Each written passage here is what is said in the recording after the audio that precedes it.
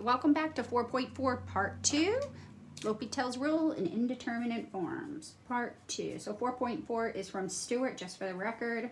I'll put at the end the section that it is in XYZ homework, or you can look on Blackboard under announcements. I gave you the grid of what section in Stuart corresponds to the equivalent section in XYZ. All right, indeterminate forms, examples of indeterminate forms. 0 over 0. We don't know the value of 0 over 0. We don't know the value of infinity over infinity. 0 times infinity. So those are the three cases we looked at last time. We're going to just look at a couple of examples. How do we deal with infinity minus infinity? 0 to the 0 power. Is it 0? Is it 1? Or is it something else? And then 1 to the infinity power. We would think it was 1, but it's not necessarily 1. We also talked last class about the whole point of this class was L'Hopital's rule. L'Hopital's rule says if we have something of this form, well, if we have something of this form and this form, we can proceed directly with L'Hopital's rule. If we have one of the other forms, we have to put it into the form and use it to use L'Hopital's rule. And L'Hopital's rule says the limit is x goes to a of f of x over g of x is equal to the limit, oops, that should be a, as x goes to a, of the derivative of the top over the derivative of the bottom, only the limit as x goes to a of f of x over g of x is equal to 0 over 0 or infinity over infinity. So this is a really super cool rule. You can only use it if the top and the bottom are both 0 or the top and the bottom are both infinite. So we looked at these examples last time. We saw how that we could change 0 to infinity to 0 over 0 or infinity over infinity. So we're going to just do several examples to demonstrate these cases. Again, the only way we can solve these guys or provide ourselves answers with these is to put them into the form of a quotient. Right, so continuing on. The limit as x goes to 1 from the positive side of 1 over the natural log of x minus x over the natural log of x. Well, if we plug 1 in here, this denominator goes to 0, and this denominator goes to 0, and this goes to 1. So what we have here is 1 over 0 minus 1 over 0. But 1 over 0, as we put numbers closer and closer to 1 in here, this is going to 0 from the positive side. And 1 divided by smaller and smaller numbers is infinite.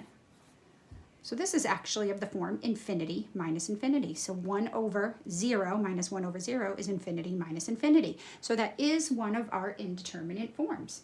So what we have to do is put this into a quotient. This one's not too difficult because if you notice, we can easily change this difference into a single fraction by combining using the common denominator. So this is equivalent to, well, common denominator is the natural log of x, and the numerator just becomes 1 minus x. So just by doing this simple algebraic step, we now plug in 1. We see that the top goes to 0, and the natural log of 1 is 0. So it's now in the perfect form for us to use L'Hopital's rule. So L'Hopital says we can take the derivative of the top, which is negative 1, and the derivative of the bottom, which is 1 over x. Okay. And now we can directly substitute, and when we directly substitute, as x goes to 1, negative 1 stays the same, and this becomes 1 over 1, negative 1. So here, infinity minus infinity, the indeterminate form, we started with infinity minus infinity, it produces the result negative 1. So the limit of 1 over the natural log of x minus x over the natural log of x as x goes to 1 is negative 1.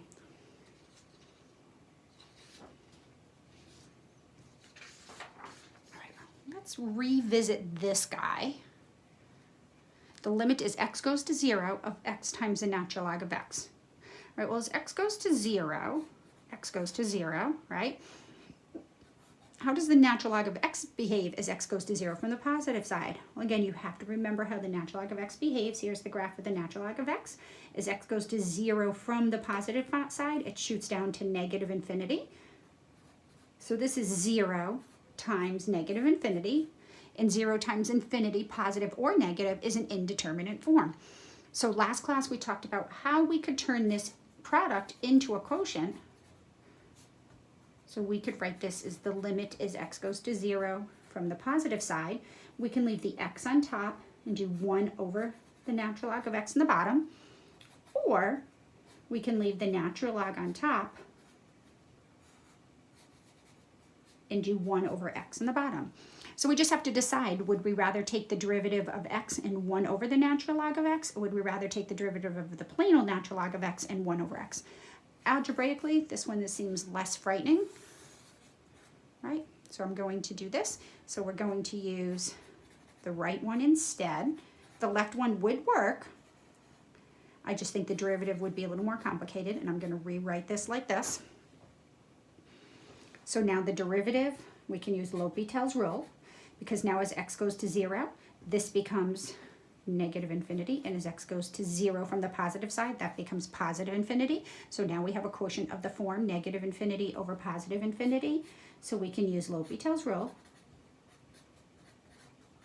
and we take the derivative of the top and the derivative of the bottom. Right, and now as x goes to, let me see, I'm going to clean this up. So this is algebra, and it's 1 over x times negative 1 over x squared. Right, so now I'm going to, dividing by a fraction is the same as multiplying by its reciprocal. 1 over x times negative x squared over 1. So this is going to be the limit as x goes to 0 of negative x, which is 0. So this time 0 times negative infinity equaled 0. So 0 times anything isn't necessarily 0 as we saw in a previous example, but in this case it in fact was. So I'm going to refer back to this example in a little bit. So just keep that in mind. All right. Indeterminate form, 0 to the 0 power.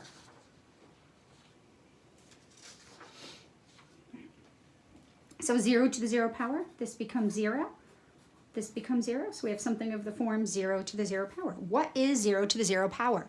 Well, any non-zero number to the 0 power is 1, and 0 to any non-zero power is 0.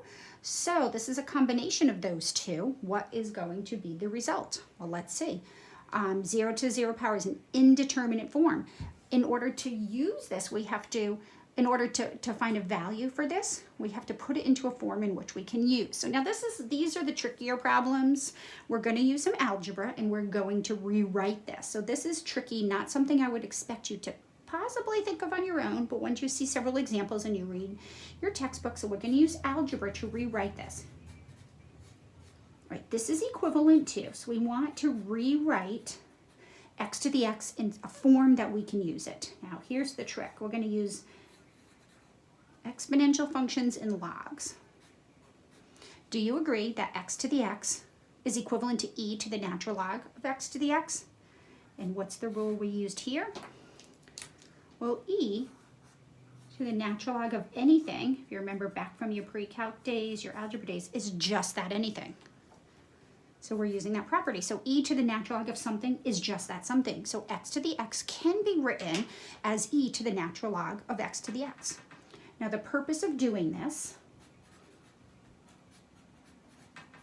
is, well, the natural log of x to the x, well, we can bring the x out front and call this x times the natural log of x, because we have a rule that says the natural log of anything to a power can be written as the power times the natural log. We're allowed to bring powers out front. We used this when we did our implicit differentiation, also our logarithmic differentiation.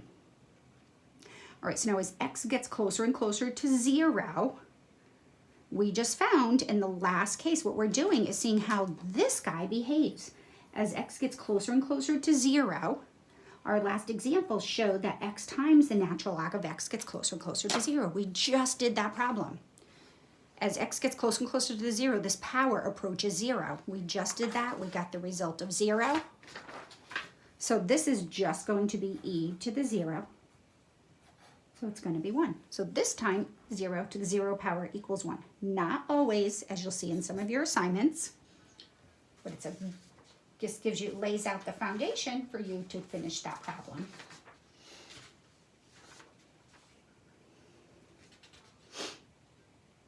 All right, one more problem I have for you, and then you can go jump into this assignment on your own.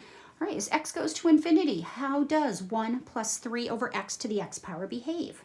Well, 3 over x as x goes to infinity goes to 0, because if we divide 3 by bigger and bigger numbers, so this whole thing inside the parenthesis goes to 1. Whoops, 0 I meant to say. As x goes to infinity, 3 over infinity goes to 0, so 1 plus 0 is 1. And the power as x goes to infinity is infinity. So this is the indeterminate form power. Well, how does 1 to the infinity power behave? Well, we're going to use algebra to put this into a form that we recognize. Or something that we can use. Maybe not recognize, not the best choice of words. Let's see. I'm going to call this e to the natural log of 1 plus 3 over x to the x power. The e and the natural log would negate each other, and we would just be at the same problem we started with. So this is just algebra. Right? And then I'm going to use algebra again to bring that power out front. The limit is x goes to infinity of e to the x natural log of 1 plus 3 over x. By using our properties, we're allowed to bring the power out front of a log, so this is still just algebra. Right, now we just did, in the previous section, let me just find this a minute. Right here. Yep. We just found the value of this limit in the previous section. As x goes to infinity, we saw that x times the natural log of 1 plus 3 to the x all came out to be 3. So if you revisit your notes, you'll see that this, the value as x goes to infinity, this just went to 3. So this is going to be, so we use L'Hopital's rule to find that, e cubed. So this time, 1 to infinity equals e cubed.